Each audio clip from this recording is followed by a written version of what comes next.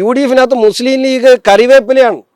അല്ലെങ്കിൽ മുസ്ലിം ലീഗിനെ പോലെ ഒരു രാഷ്ട്രീയ പ്രസ്ഥാനമുള്ള ഒരു മുന്നണിയിൽ പിന്നെ ജമാഅത്ത് ഇസ്ലാമിയുടെ പിന്തുണ മേടിക്കുക എന്നൊക്കെ പറഞ്ഞാൽ അത് മുസ്ലിം ലീഗിന് ഇതിനേക്കാൾ നല്ലത് ആ തങ്ങന്മാരെ ഇതിനേക്കാൾ മോശമായി തങ്ങന്മാരെ അപമാനിക്കാനുണ്ടോ? അപ്പോൾ ഇവർക്കെല്ലാം ഇവർ തമ്മിൽ ഇപ്പോൾ LDF-ഉം UDF-ഉം തമ്മിൽ നടത്തുന്ന മത്സരം ഒന്നേ ഉള്ളൂ.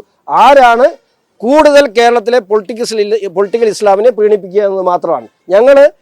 ഞാൻ പറയട്ടെ, ഞങ്ങൾ റംസാന് ഞങ്ങൾ ആഘോഷിക്കും, ഞങ്ങൾ ഓണത്തിന് ഞങ്ങൾ ആഘോഷിക്കും, ഞങ്ങൾ ക്രിസ്മസിന് ഞങ്ങൾ ആഘോഷിക്കും. ഇതിനെല്ലാം ആ സമുദായവുമായി ബന്ധപ്പെട്ട ആളുകളെ ഞങ്ങൾ പോയി കാണുകയും എന്തും ചെയ്യുകയും ചെയ്യും.